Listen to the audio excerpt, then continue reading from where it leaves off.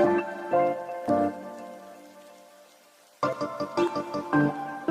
everyone, welcome back to my channel. So today I am going to be doing my April wrap up. I'm really excited. I read 14 books this month, which is crazy amazing for me because I had finals this month. So I don't think I would have done this without doing Genreathon, which is one huge thing that I did this month. So I have one quick question for you guys before I get into the actual video. I'm going to put a poll up here. A couple of you guys have been exchanging messages with me on Twitter asking for more vegan videos to talk about like vegan recipes or things like that. If that's something you're interested in, totally let me know up here or comment down below so that I know.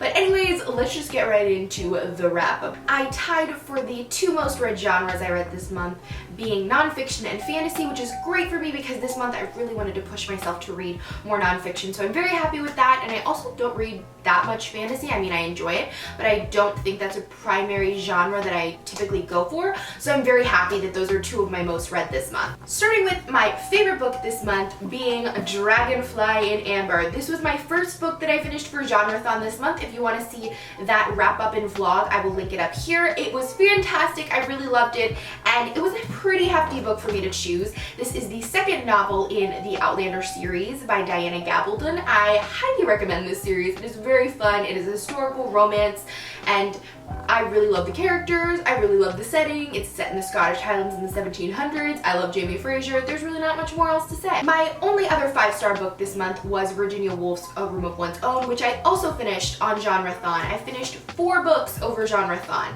So this was my second one that I finished, and I absolutely loved this book. I did not think that I was actually going to enjoy this book as much as I did.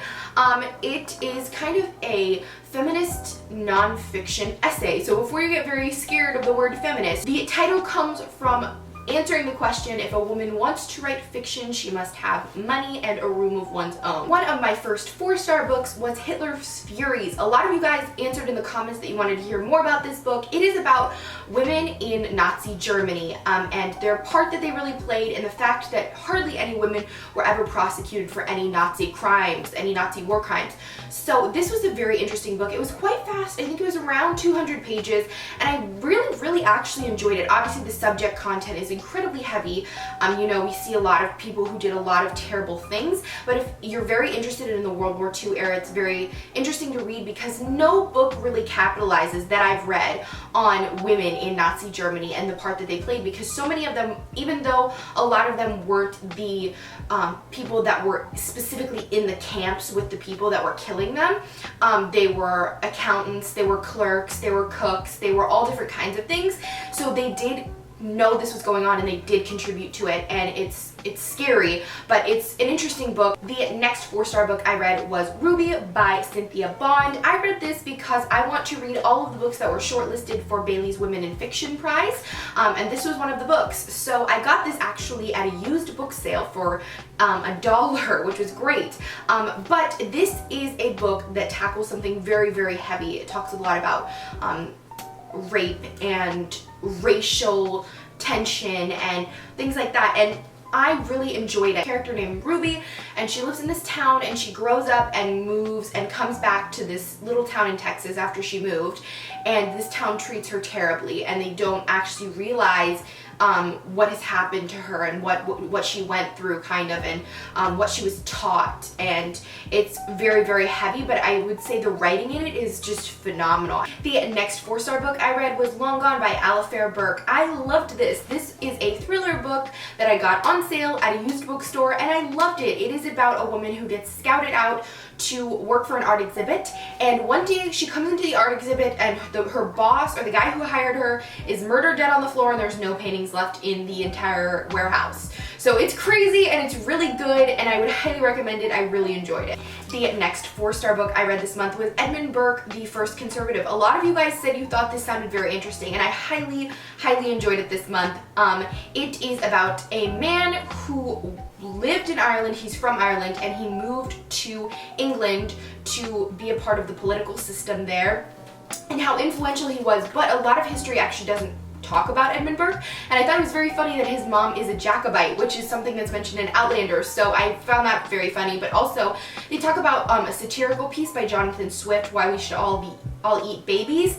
It was during the time of the Irish famine, so this kind of plays into that, and there's pictures in it, and I really, really liked it, especially because history doesn't really talk about him very much. I'm about to eat my own words with this next one.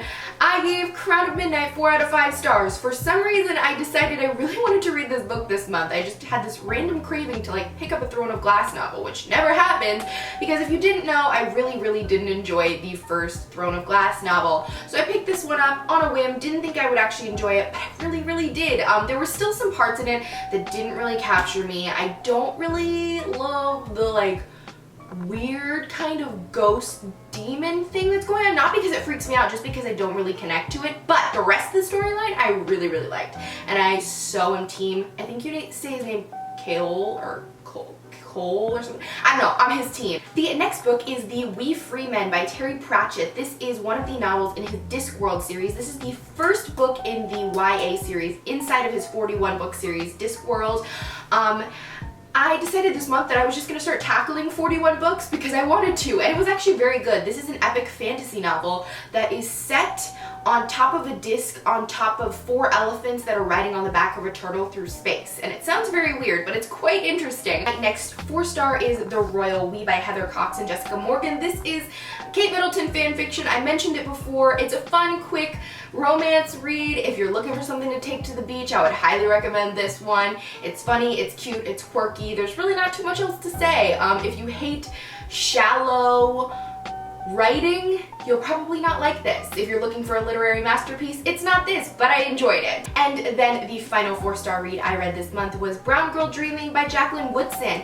This was phenomenal. It is a nonfiction middle grade book, and it is written completely in poetry, and she speaks about kind of her life and her struggles going through moving, and her mother not being there, and her father not being there, and her grandfather passing away, and the struggles that she had to overcome, whether it be her race or where she lived or things like that. And it was something very eye-opening for me, and I really, really enjoyed this.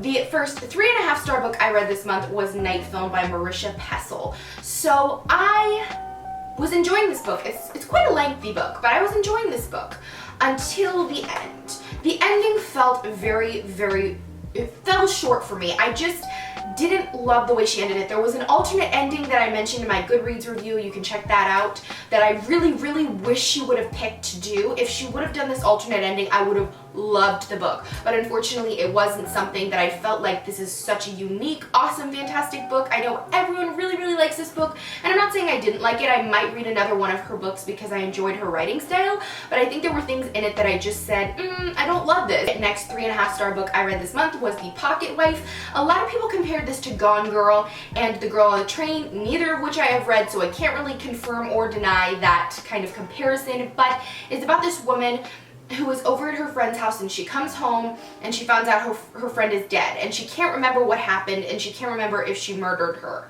But all this weird stuff starts coming out about her husband, and then she starts to think her husband murdered the woman, and it's this crazy, weird story. The reason that I gave it 3.5 stars was I think the ending was kind of predictable. It was alright, but it wasn't the best thriller I've read. I think the writing was pretty good. It was a pretty short book, so I read it fairly quickly. And then my final 3.5-star book is Magnus Chase and the Gods of Asgard. I'm so angry that I didn't love this book. I finished this one for Genreathon.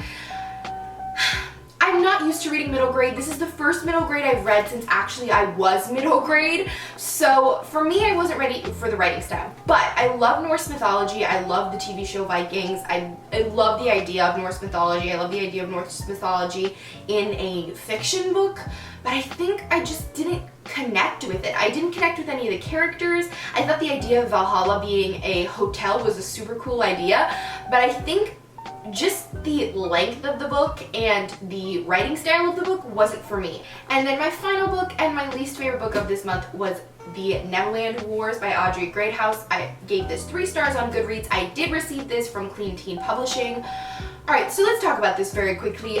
It is about a girl who lives in the normal, it's like a contemporary novel, but Peter Pan is this guy who comes in and kind of, not steals children, but he takes children to Neverland, obviously kind of stealing, but, and all of a sudden there becomes this war between Neverland and the real world, and there was like bombings and ISIS, and this girl her name is Gwen. The main character in this novel is named Gwen, and she's trying to get her sister Rosemary back from Neverland.